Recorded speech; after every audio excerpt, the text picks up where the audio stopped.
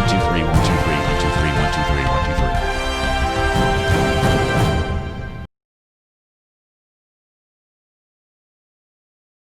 Oh, hey, everybody. Good to see you. Glad to have you with us. DawgNation Daily, daily podcast for Georgia Bulldogs fans. My name is Brandon Adams. You probably know that by now. We're brought to you today by Merriweather and Tharp. Y'all sort of snuck up on me a little bit there, but we are glad to have you with us. Obviously, a lot to get to on today's show. The weirdness of Cade Mays, the end of the era for JAke Fromm, what Georgia does next when it comes to quarterbacks. We will touch on all of that on today's program. We will deal with it all. We'll also bring in a special guest. First time in a while for us to have David Greene, the former Georgia quarterback. David sharing his thoughts on the Fromm legacy and how difficult it will be to fill his shoes. We'll do all of that next, and we're glad to have you with us. This is DawgNation Daily, the daily podcast for Georgia Bulldogs fans, presented today by Merriweather and Tharp. It begins right now. Presented by DawgNation.com, this is DawgNation Daily, the daily podcast for Georgia Bulldogs fans. Here's your host, Brandon Adams. The saga of Cade Mays is one of the weirdest things I think that we've had come down the pipe here around Georgia in quite some time. I'll obviously get to that on today's show and do a lot on that. Let me begin, though, with JAke Fromm, and let me start it this way. I was surprised yesterday that JAke Fromm announced that he was entering the NFL draft instead of returning to school. Not surprised because I didn't view that as a legitimate option. We had talked in the days prior to this that it was a real choice for Fromm to make, and there might be an enticing reason for him to go to the NFL. Nor was I surprised that there wasn't any kind of, I guess, prediction out there, online chatter, as I like to say, that suggested this was a possibility. There was plenty of that too. Ultimately, though, I just sort of thought Fromm would make a different decision.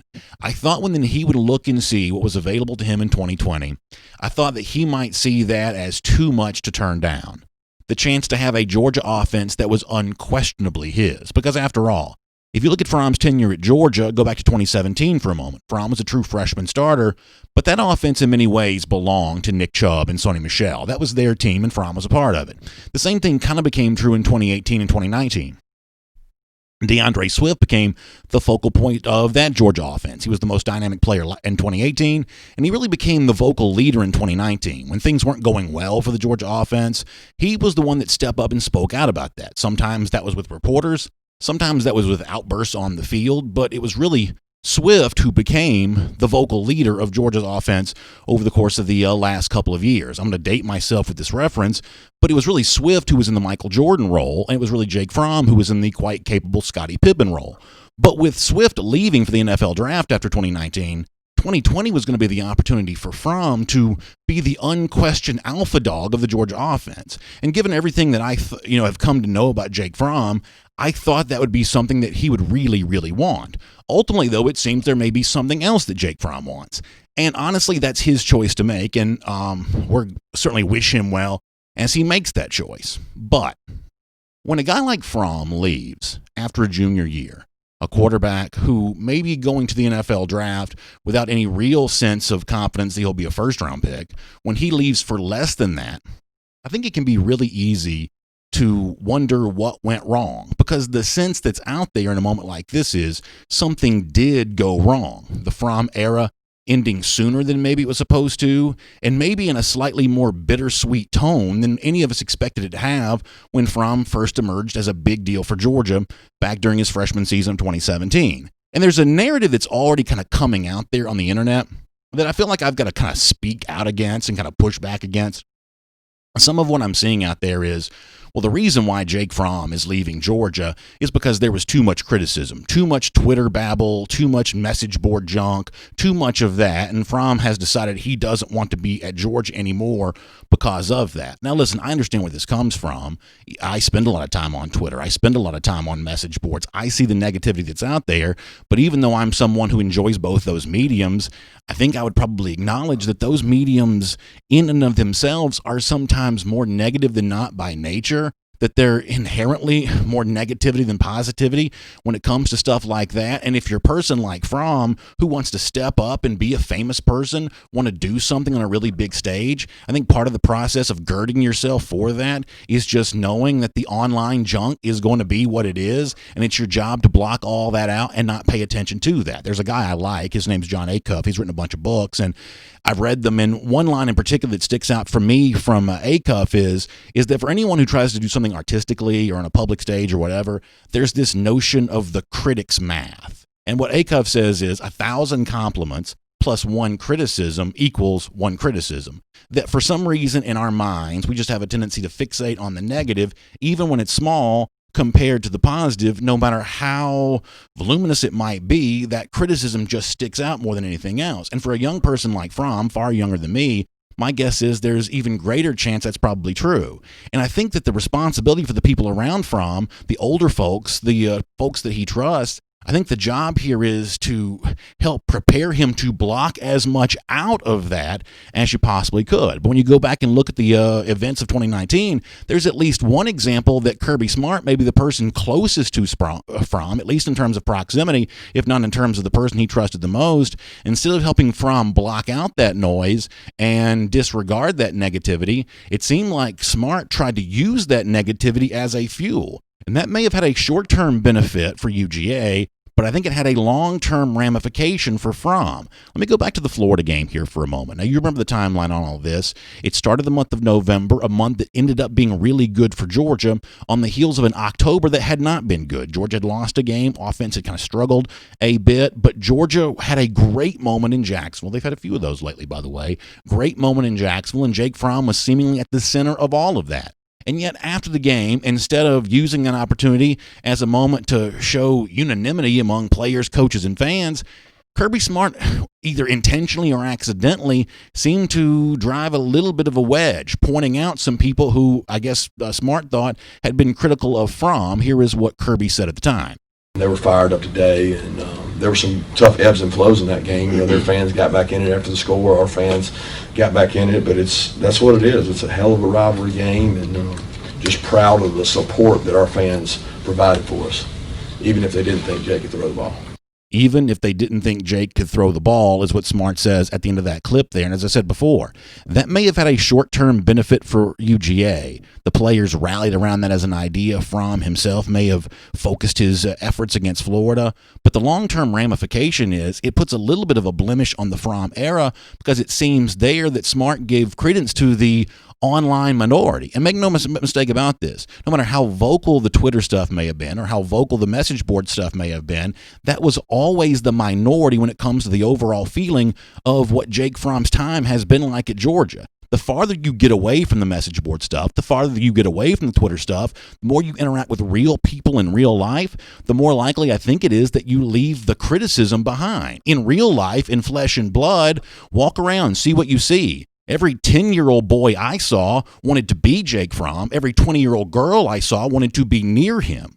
To say that he was anything less than overwhelmingly popular is a false narrative, either spread accidentally or deliberately. And in Smart's case here, the narrative of, well, Georgia fans don't think Fromm can throw the ball, it almost reeks as an attempt to deflect from what the real feelings of Georgia fans was this season, and what the real issue facing Georgia is, which is an offensive coaching staff that doesn't seem to be able to match the competency that the Georgia defensive coaching staff has kind of brought to bear over the course of these last couple of years. Because in the wake of JAke Fromm leaving, and by the way, he's not the only one to leave Georgia to move on to the NFL, try his hand there with less than certain draft prospects. Is what Fromm doing this year, is it all that much different than what guys like Riley Ridley and Isaac Nada and Elijah Holyfield did last year, deciding that any chance of the NFL may be better than what is left for me here at Georgia?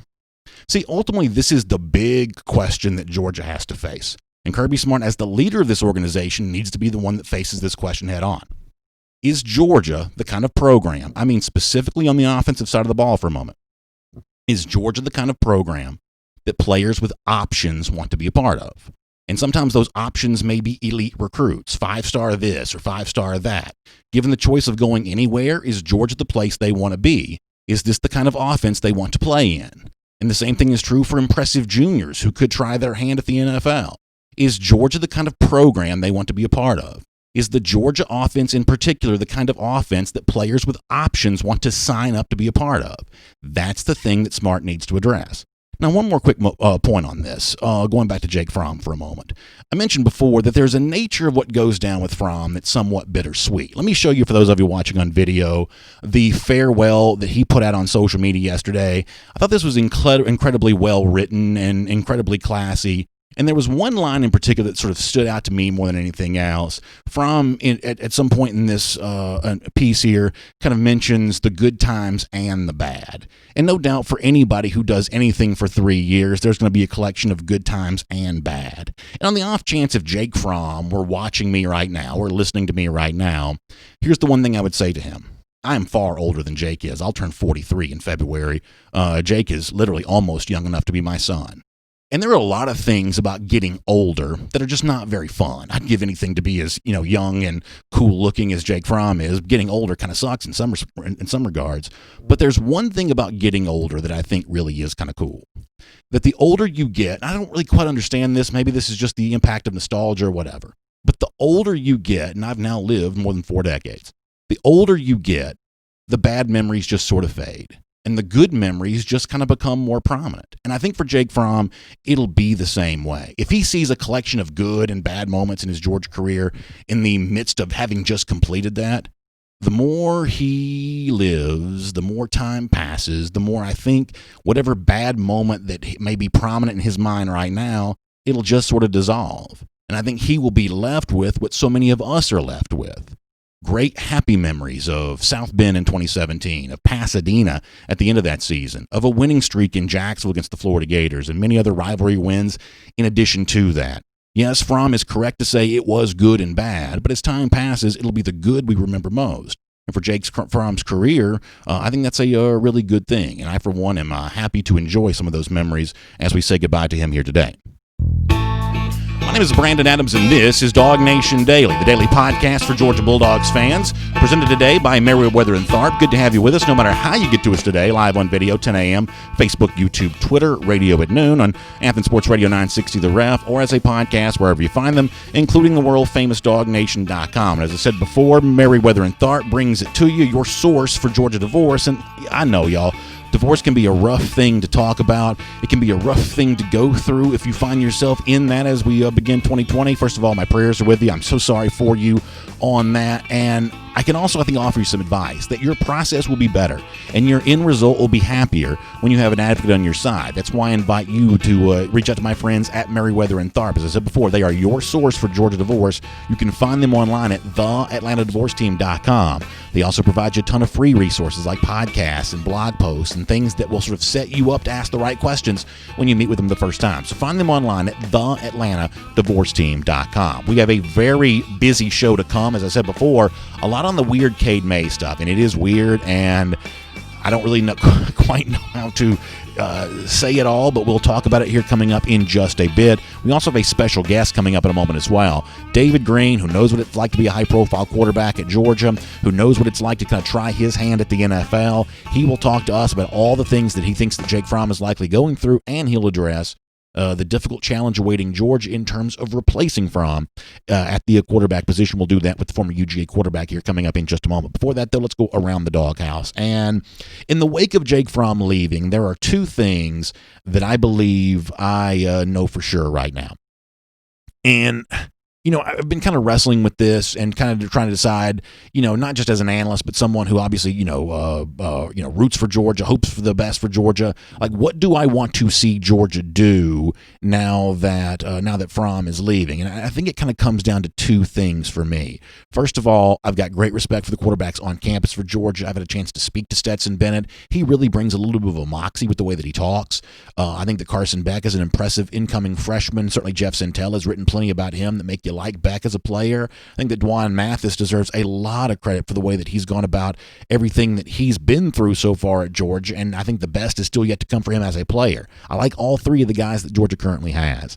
And yet when you think about the best for Georgia in 2020, I don't think you arrive at your best quarterback option unless you give a long look to a graduate transfer. Someone who's got experience playing somewhere else, who comes in and provides that opportunity for Georgia to potentially lean on that experience in the game. Now, if one of the younger guys or less experienced guys beats him out, then albeit, but I think the best for Georgia obviously includes a graduate transfer. I think there are a ton of potential options, but when you sort of factor in the realistic nature of some pursuits and the likelihood of success for others, I think the name that I keep coming back to, as to the extent that my endorsement means anything, I believe that Jamie Newman, the quarterback who's leaving Wake Forest, would be the guy that I would hope that Georgia goes out and gets. Because I think in the aftermath of Fromm, like a palate cleanser here, I think the chance to do something a little different for an offense for a year, just going to see how that goes.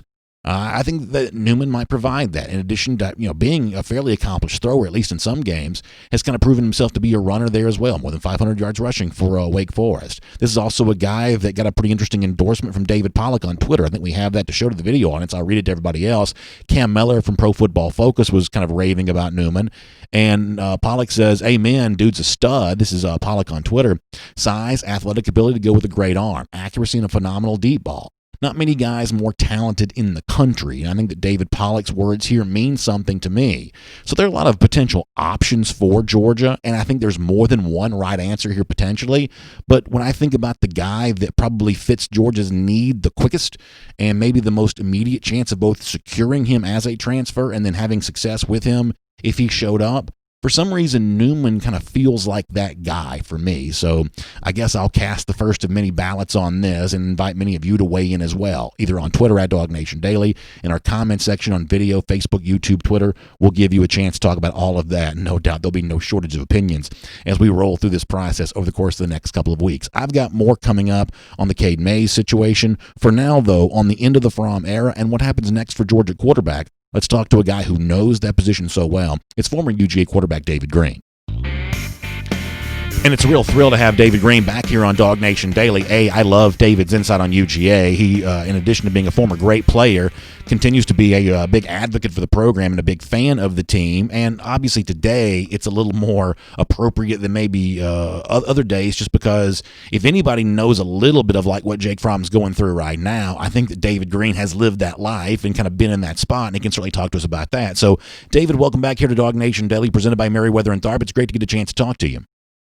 Yeah, absolutely. Brandon, you doing good, buddy? I am doing really well. Happy New Year to you. And obviously, this is a day in which Georgia fans, I think, have some complicated feelings. I think many of them thought they would get another year for JAke Fromm, and I think many of them have some very happy memories for what Fromm was able to do in a Georgia uniform, but maybe a little bit confused of why it's ending now and kind of where Fromm goes from here with, I guess, less than certain draft prospects here. So let me begin with an open-ended question that you can take anywhere you want to go. How will you remember the JAke Fromm era at Georgia?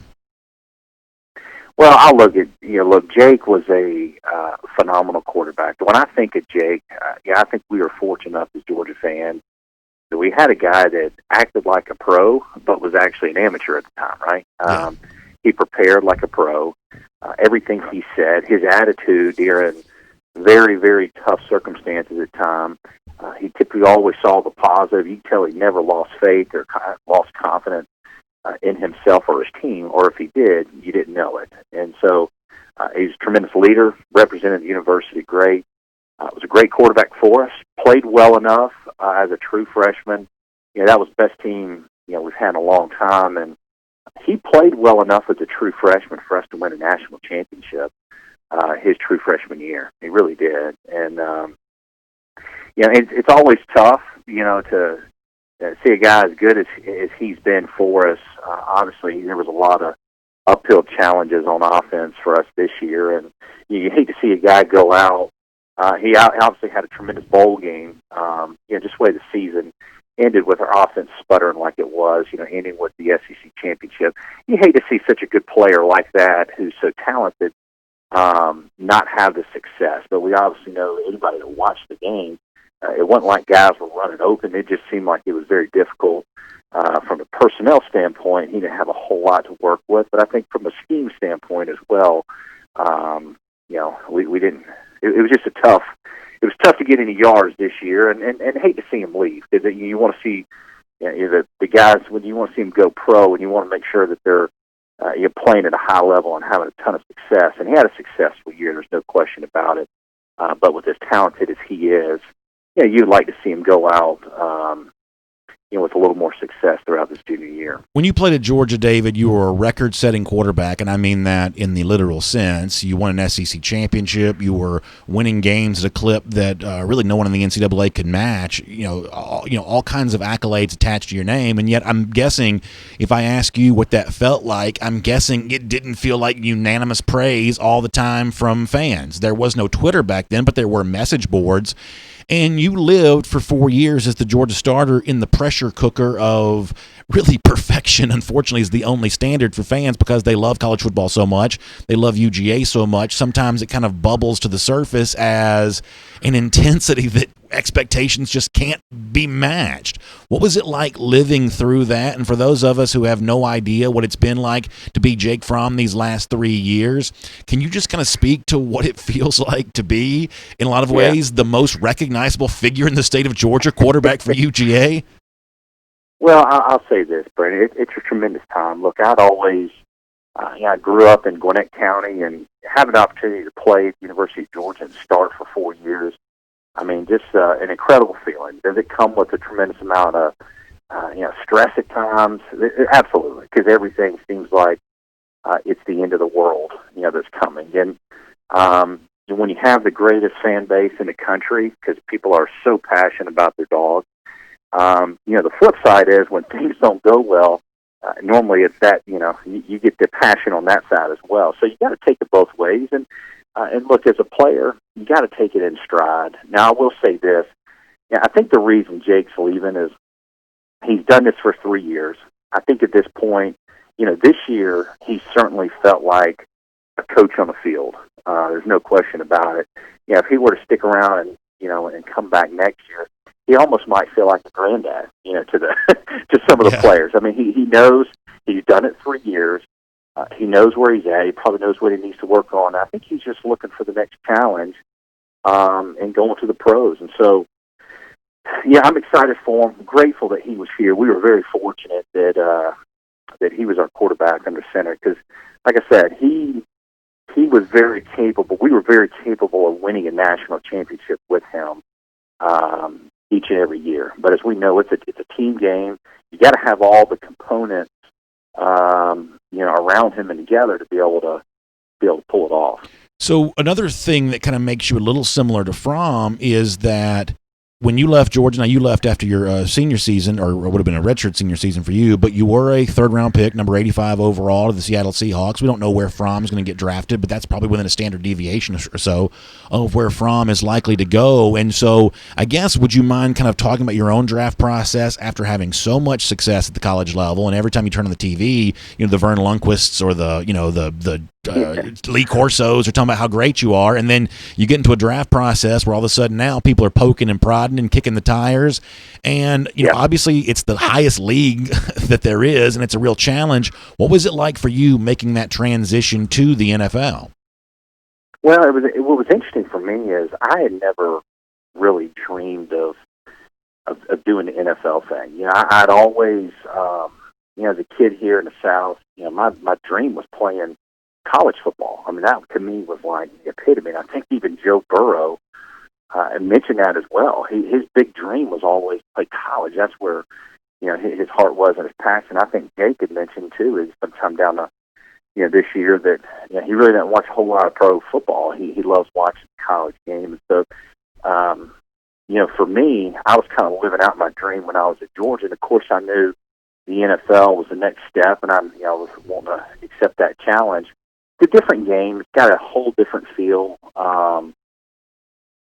than what it is in college. When you're in college, it's you got your draft class, and you still feel like it's you and your buddies against some other team. When you get into the pros, it's a different deal. It's much more of a business. The odd part about it, Brandon, is people don't think about it, but the ones that you're around the most. So, like if you're a quarterback, you're around the quarterbacks in a quarterback room the whole time. You're around people that really don't want to see you be successful, right? Yeah. Because if you're coming in and you're doing well, then they're not going to have a job. And so it's a weird dynamic a little bit because you can you certainly make buddies, but you're but it's a weird process because one of you is going to get left behind here, and who's it going to be? And it's very different because now, some people are married, have families. Sure. It's not like, am I starting in college? You don't have a job anymore, and you got to go find some employment somewhere else. So it's a different culture, different ball of wax. Jake loves football. I think he's going to do fine. He works extremely hard, prepares like a pro. So I think he'll do fine. So I won't, as we close out our conversation, ask you to give me a detailed film breakdown of every graduate transfer quarterback Georgia could consider, because that's seemingly a long list, and it may be a bit of a ponderous list. But I will ask you this way, as we kind of look to what's next for Georgia quarterback. You had the benefit of being on campus at Georgia for a year before becoming the starter. Now, there was a changeover in coaching staff in between that time, but nonetheless, you just kind of lived the college life for a year.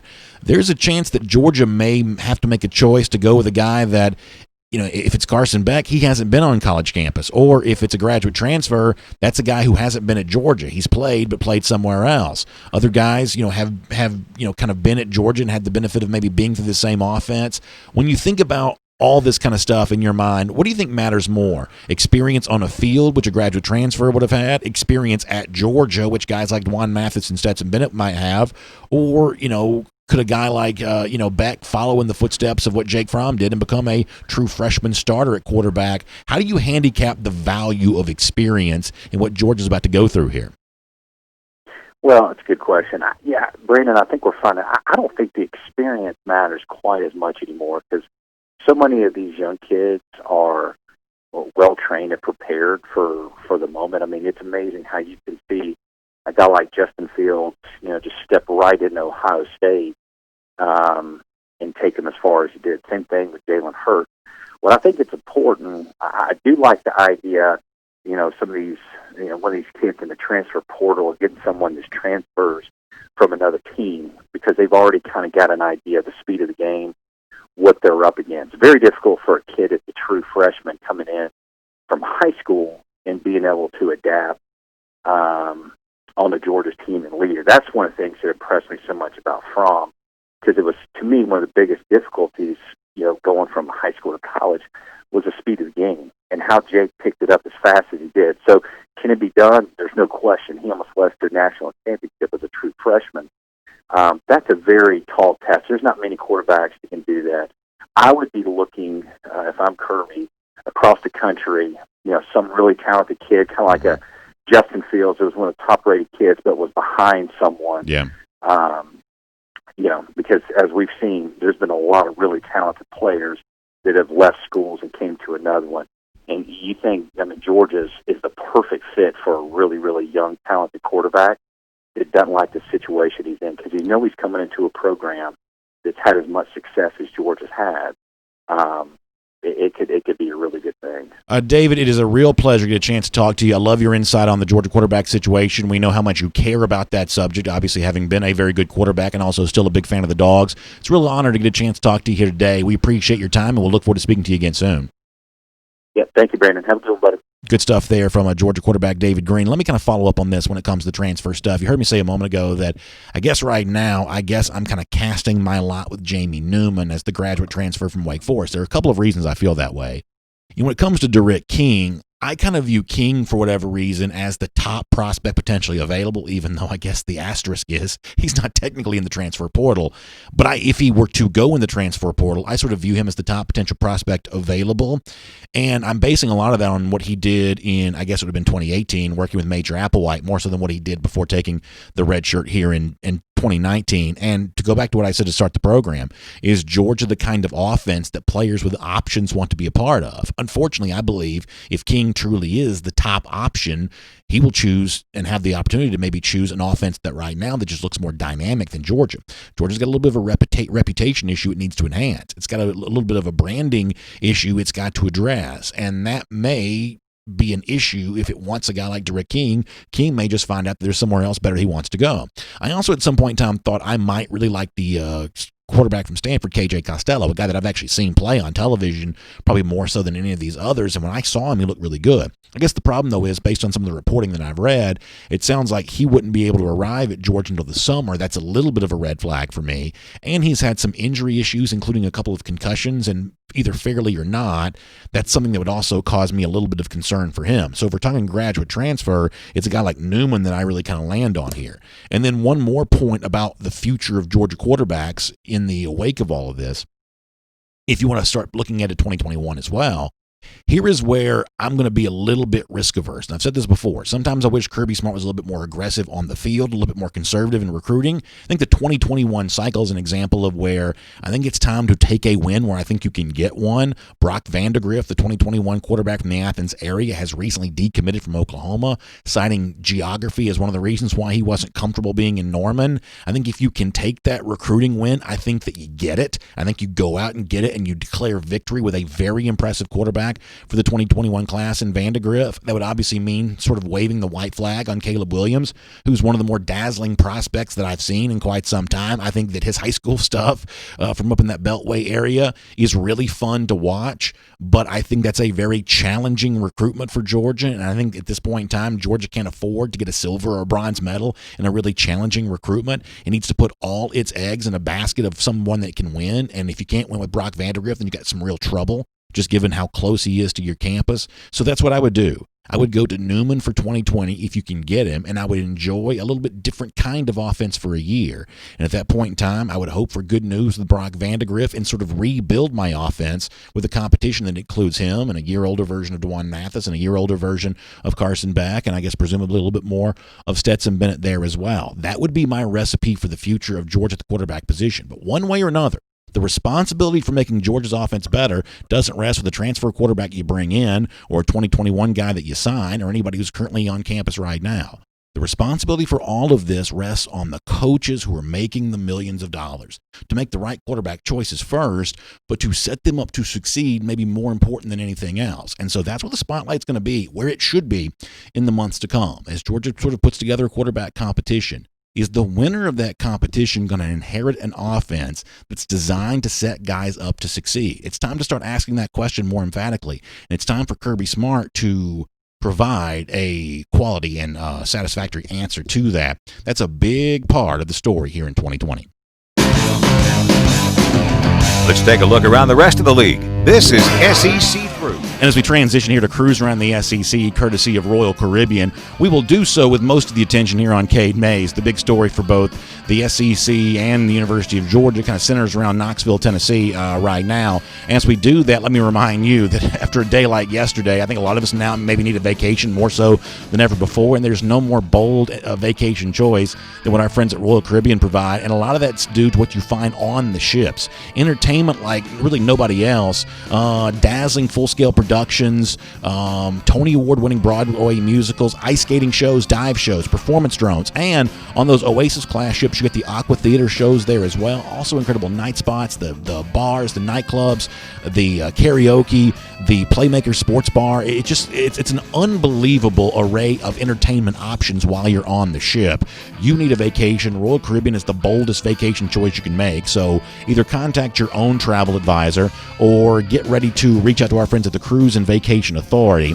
Cruise and Vacation Authority can be found by dialing 800-326-4971. That's 800-326-4971. That'll get you in touch with the Cruise and Vacation Authority. And by the way, when you reach them, let them know that you heard about them on DawgNation Daily. We'd certainly really appreciate that. All right, let's get ready to talk about Cade Mays here for a moment. So, shortly after it was announced that JAke Fromm was entering the NFL draft, there was an AL.com report by Matt Zenitz that Cade Mays was entering the transfer portal.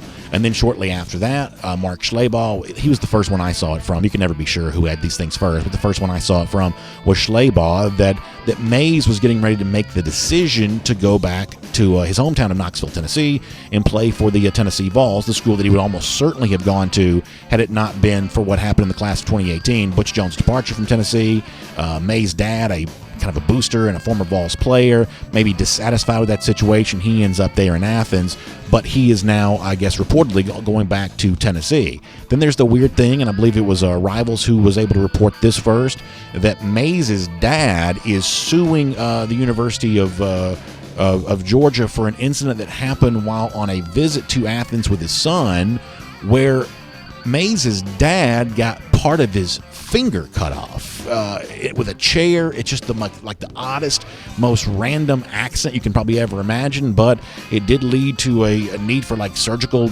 I guess, repair, and he is now suing for that. Now, in the ensuing aftermath, what we find out, Chip Towers had a pretty good piece at the AJC where we find out that attorney Tom Mars has been secured here, and if your eyes roll by hearing Mars's name, I certainly understand that, probably with good reason.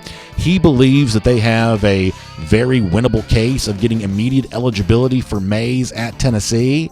Mars would later tell the Knoxville News Sentinel, critical of Georgia for what he called leaking the details of the Mr. Mays lawsuit as I guess a despicable act on the part of UGA.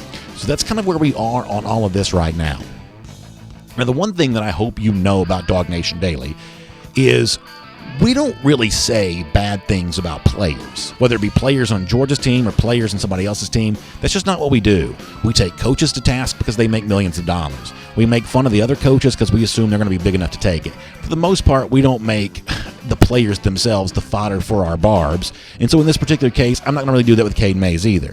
However, I will tell you this. This story stinks to high heavens. And when it comes to like the lawsuit part of this, even though those details are the most salacious of all, the truth is, if you got your finger cut off and somebody's place of business, they probably are liable for that. I mean, I'm no lawyer, but I'm guessing that's a pretty cut and dry deal.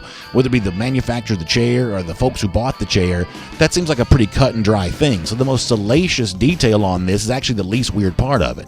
But the idea that Mays is going to leave Georgia, go to Tennessee, claim a hardship as his reason for why he should be playing for the Vols next season, I don't know how you define hardship there in that way. I mean, every time I saw Mays in Athens this year, he was seemingly always smiling, and he was certainly given plenty of opportunity to play. He started for Georgia at left tackle in the Sugar Bowl. He was kind of tabbed, at least in the immediate, as the replacement for Andrew Thomas, the most important player on the Georgia roster, arguably, for the last couple of seasons. So the idea that Mays had some sort of hardship, endured some sort of crisis while at Georgia, I don't know how you could define it that way. Now, listen, I've never been much of a stickler for the rules one way or another, so I can't quite tell you if Mays has much of a leg to stand on in terms of transferring within the SEC and what the precedent is for that. The honest truth is I just don't know, and I hope that you know. I respect all of you too much to pretend I know something when I don't. I have no idea if he'll be ruled eligible or not.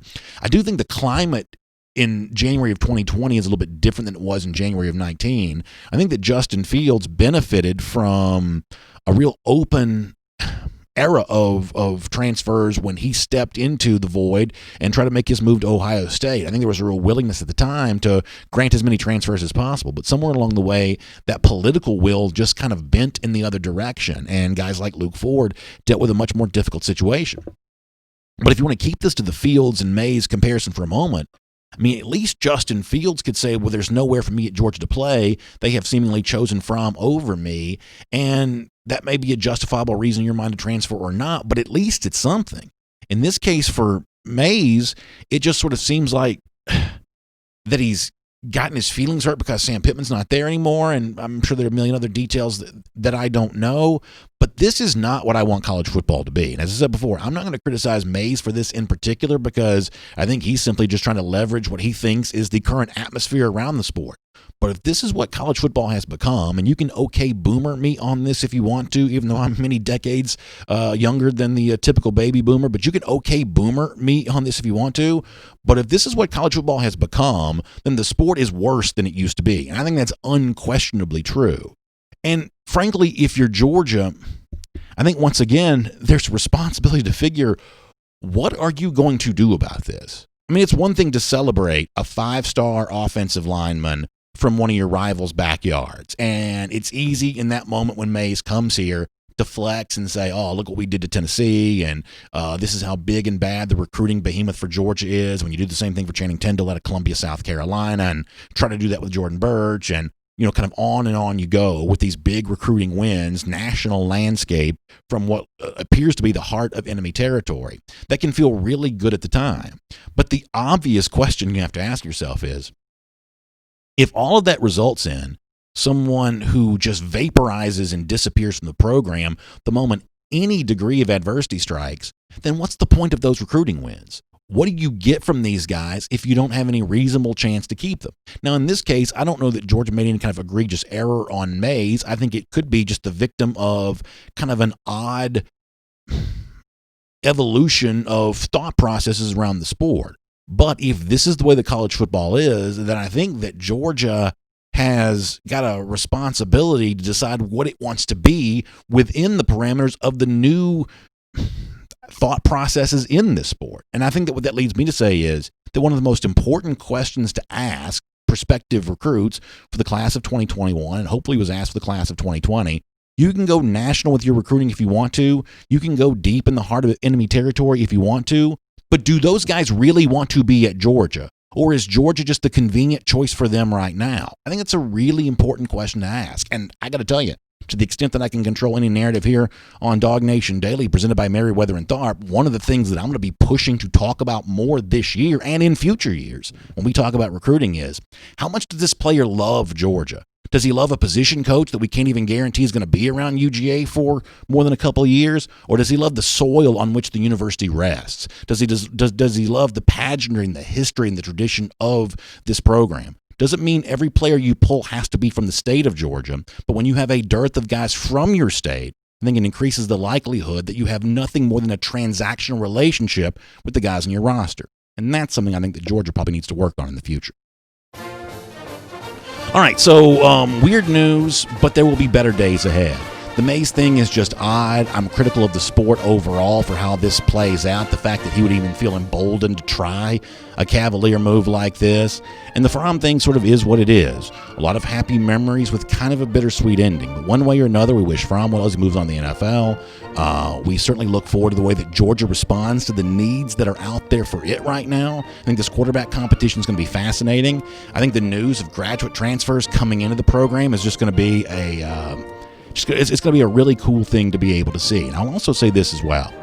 I think it can be easily lost in the midst of who Georgia is no longer going to have on its roster, who is still here. And I think over the course of the next couple of days, one of the things we're going to highlight, some of the guys that have chosen to remain at Georgia, just how valuable they truly might be. And by the way, lousy stinking Gators, still been 1,167 days since y'all have beaten Georgia. We'll see you tomorrow, DawgNation Daily, presented by Merriweather and Tharp.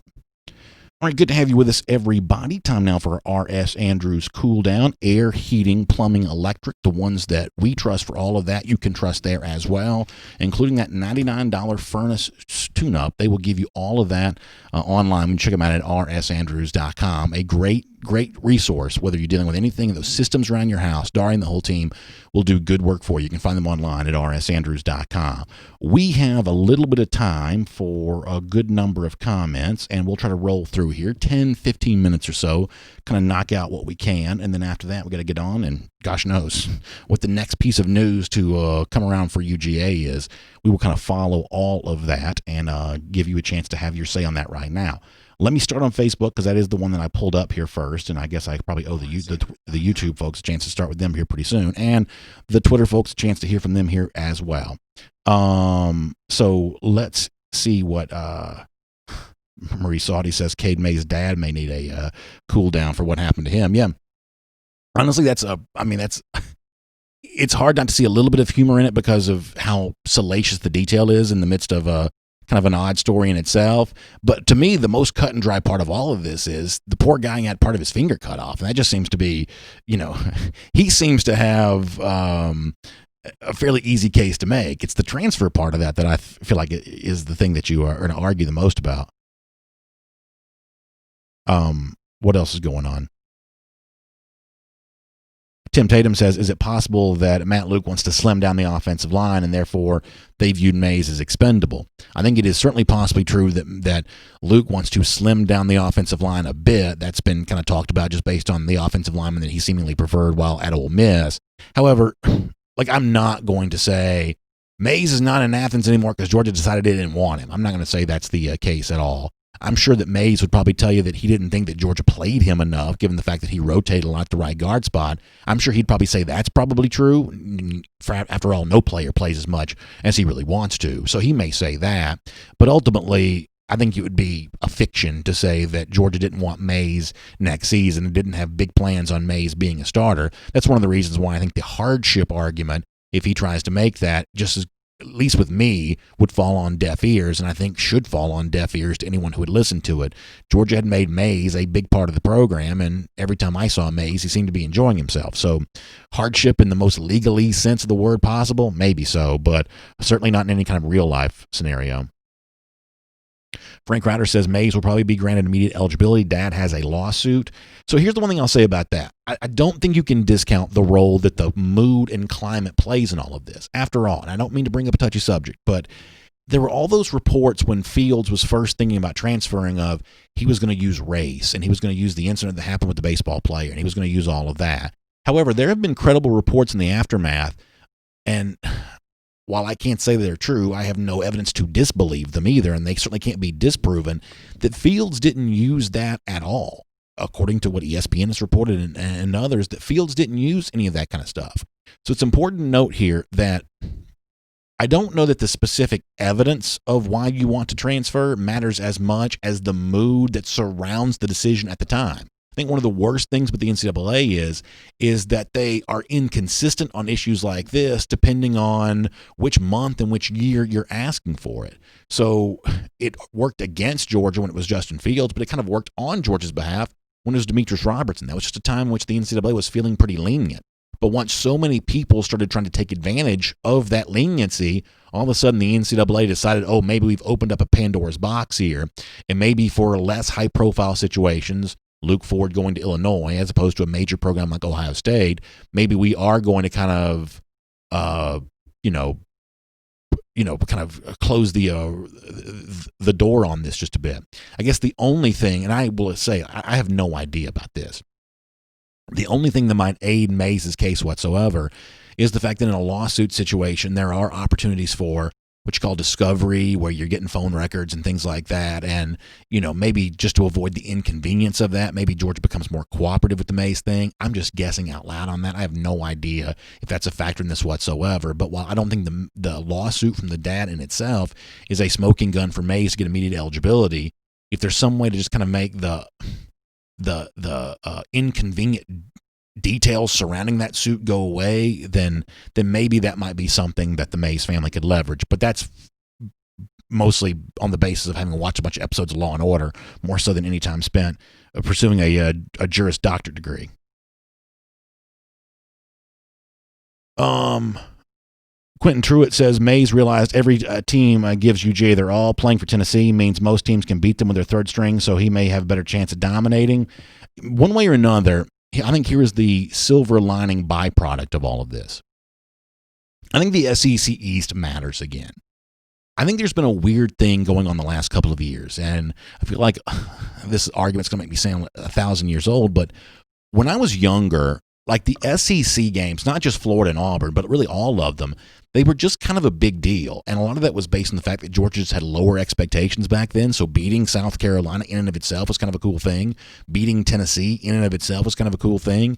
In the last couple of years, one of the things that has gotten weird for me, as Georgia has been like a 21-point favorite in a lot of these games, is those games just don't feel like anything anymore. Going to Knoxville felt like a referendum on how good Georgia is, more so than this rivalry game between these two teams have a lot of history together. The same thing for the South Carolina game in Athens this year. Even though Georgia ended up losing that game, going into it, there was no thought of, back-to-back losses for UGA in 2000 and 2001 and the heartbreaks of the Steve Spurrier era in which Georgia lost some games to the Gamecocks. It almost seemed like a distant memory, and this now was just another tune-up before the real game started in November. And one way or another, I think it's actually going to make us enjoy the season a bit more, that these games are going to matter. Georgia has a losing streak to South Carolina. It will want revenge against the Gamecocks this year, no matter how bad the team actually really is.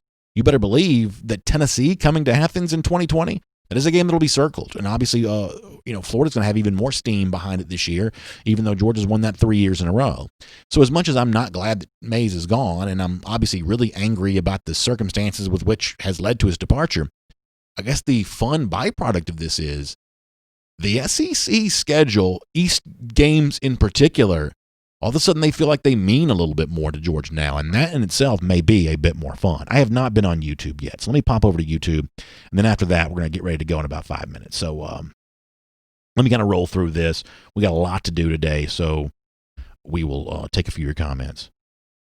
Jethro Smith says, why are offensive kids so eager to leave UGA? Jethro, I think that's a very fair question, and I think that it would do Smart well to remove some of the hubris from his public demeanor when he tries to answer that, because it is undeniable that the reputation that Georgia has on defense is different than the reputation that Georgia has on offense. And a lot of Georgia fans will say, well, BA, we expect you to be positive. I am being positive. I'm positive this needs to change. And I'm also confident it can change. I think that evolution may be beginning this offseason, whether JAke Fromm is going to be here or not. I think that Georgia will use that 10th coaching spot to find an offensive mind. And in addition to being innovative, I hope that person's also persuasive. Because part of the job for the offensive guys who work below Smart is not just to have good ideas, but good communication skills to convince Smart those are ideas worth adopting. Because sometimes over the course of the last couple of years, I'm not quite sure that's what's been the case. So, yes, I do think there's an imbalance. I think that Georgia as a defensive program is viewed as top-notch. I think that Georgia as an offensive program, that half of the program, I think is viewed as a bit lacking. And I think you see that show up in some cases in recruiting, in some cases with juniors who could leave, even for less than certain draft prospects. As I said during the regular show today, do players with options want to be part of Georgia? On offense, I think the jury's out on that. I think that's one of the things you got to see change here for Georgia this upcoming season. Stephen Wainwright says, have you heard that Robert Beal has withdrawn his name from the transfer portal? What I'll say about Beal is, given all the people that weren't at the Sugar Bowl and all the various reasons, including in some cases no reason at all, that some of those guys weren't there, the fact that Beal was there to me was never a coincidence.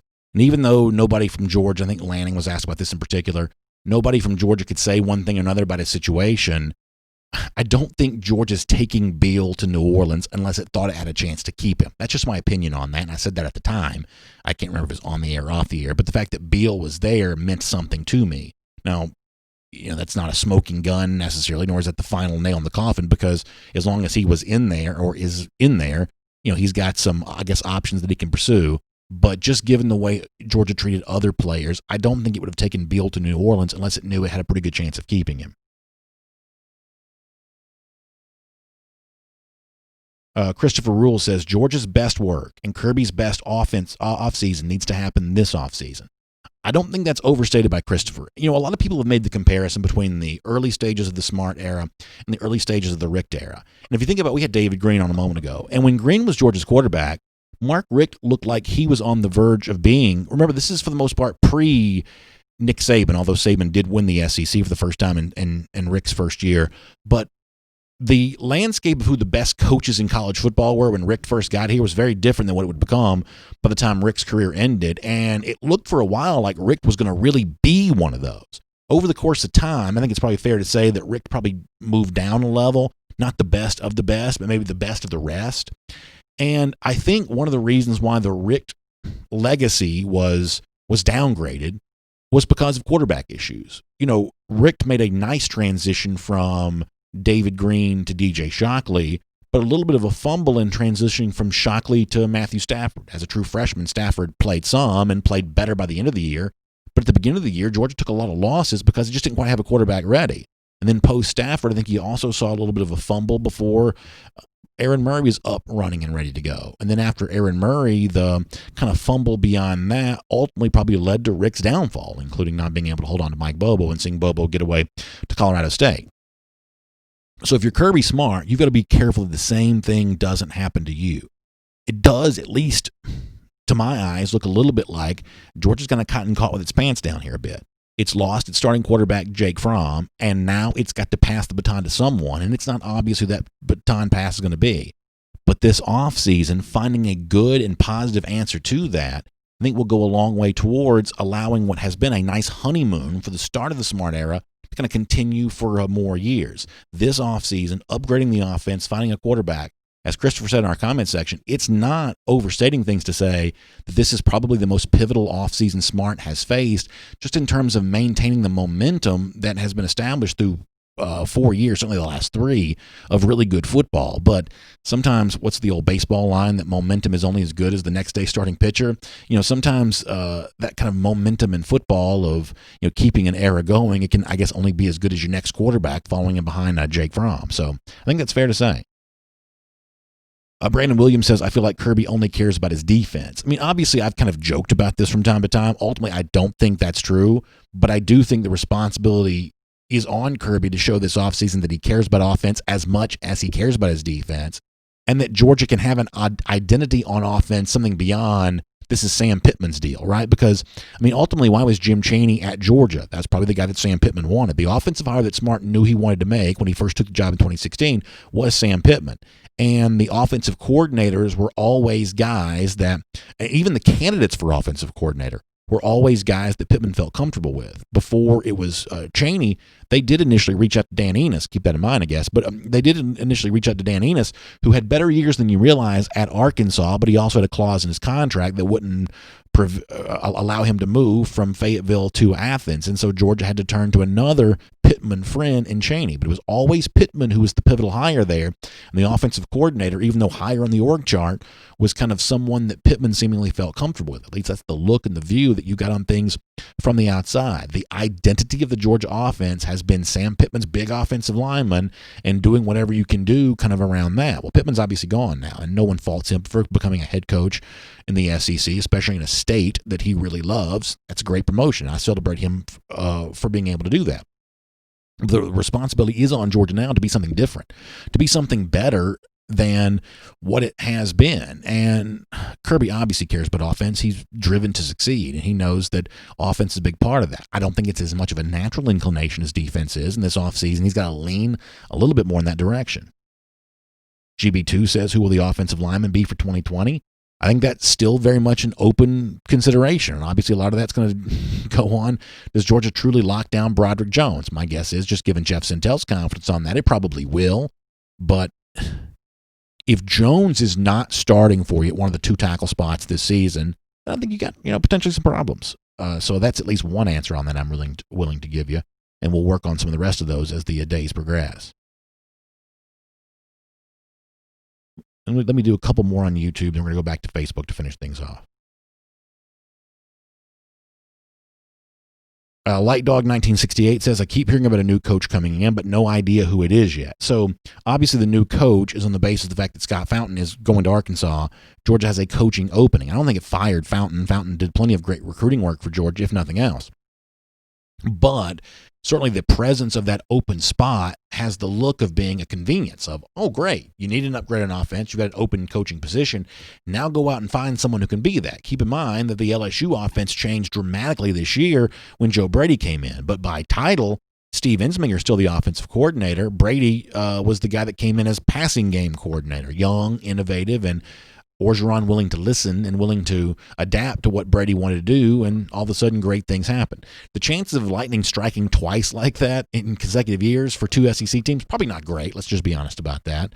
But I think, Light Dog, when Georgia does make its hire, it could be a little bit like Brady in that Brady's young, was a kind of a low-level staffer for the Saints, not a famous person really when LSU hired him. And my guess is that the person that Georgia hires likely might not be that famous either. For instance, one of the things you'll hear people say on message boards on Twitter is Georgia should hire Major Applewhite. Applewhite had worked with Derek King. That's a name probably a little bit more famous than I'd expect Georgia to hire. The same thing is true for like a guy like Dan Enos, who's out there and available because of his time at Miami. I'm obviously just spitballing ideas here, but names we've heard of, names we could immediately sort of cite some resume line items for. Somehow my hunch is it may be a little bit more of the young up-and-coming variety. But here's one thing that Smart's proven to be very good at thus far in his Georgia coaching career.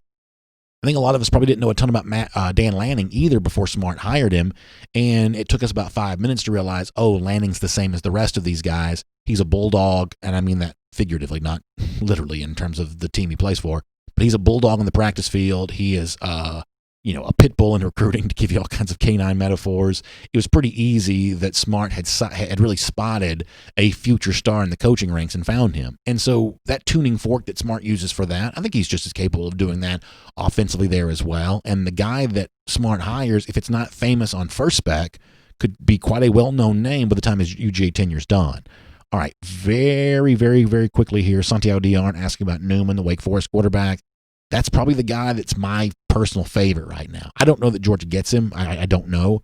But that's probably the guy that I hope that Georgia gets. And I'm just sort of basing that on my best guess, to be honest with you. Robert Barnes says we need to support our dogs and be grateful where we're at. Our future looks great. And I'm sure that there are no doubt lots of reasons why that's true, Robert. We appreciate weighing in on that.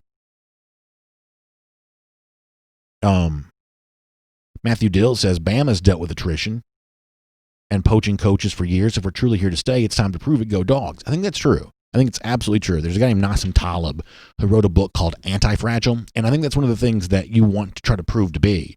Is the kind of program that sort of is anti-fragile, the kind of program that thrives when things are threatened, that overcomes the kinds of things that sort of destroy other programs. Alabama, as much as it pains me to say, has kind of been the sort of embodiment of anti-fragile when it comes to college football. No matter how many assistant coaches you've taken from them, no matter how many players they've lost, no matter how much Saban's been questioned, you got to give them credit. They have found a way to kind of remain at or near the top of the heap, and now it's Georgia's turn to do the same thing. And frankly, it's not as easy as Alabama has made it look. And I don't say that with any great pleasure because I don't like giving Alabama a bunch of credit. But Georgia's job now is to just withstand all of this. And it is as Robert Barnes said in our comment section before, this is a withstandable set of circumstances. Georgia can find 5 capable offensive linemen. Georgia can find a new quarterback. Georgia can build an offense that competes with the best of the SEC. Georgia can lean on what seems almost without question, one of the nation's best defenses. Georgia can be fine. And given all the resources available, you can make a case it should be fine. And it's going to be fun to watch how all of this evolves. Clay Dyke says, and this will make this our final comment. He said, I think that this is good from Clay. He says, I think most fans are worried that things will go well, but not ever go all the way. And I think that's a very real thing. That impatience is a pretty common factor for all college football fans, and Georgia fans may have an extra dose of that compared to others because so many of its neighbors have won national championships over the course of the span of time while UGA has still been waiting. Just a fact. I think that's very, very real. So when anything is questioned, when anything goes wrong, maybe there is just an extra degree of angst for UGA compared to other programs. There's a very good chance that's true. And the good news on that, and I do truly think this is good news, Kirby Smart knew that when he signed up. Kirby Smart's a big guy, a big boy, so to speak. When we criticize him for caring more about defense and offense, for having more success on defense and offense, he knows that's coming. He knows that's all part of the job. He knew when he left Alabama after 2015 to take this job at Georgia, given the fact that he had almost any job to choose from, he knew what he was stepping in at Georgia. The kind of program, and I think it's always misstated that, because Kirby's had so much success, he's raised the level of expectations that fans have. I don't think that's true. The expectations that fans have always been there, but the fact that Smart has gotten as close to those expectations as he has only raised the anticipation for when he might take that final step.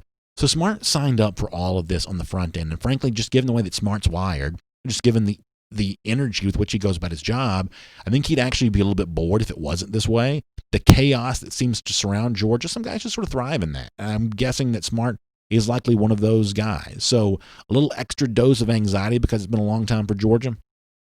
That's probably true. That's probably real.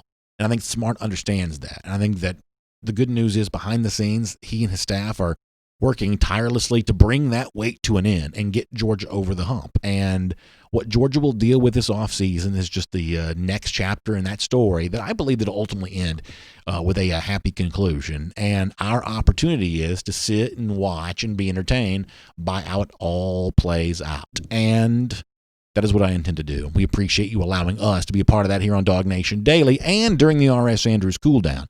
R.S. Andrews can take good care of you, so make sure you check them out online at rsandrews.com for all your air, heating, plumbing, electric needs. As I said before, when it's cold at night, think about that R.S. Andrews $99 furnace tune-up. They'll take really good care of you on that.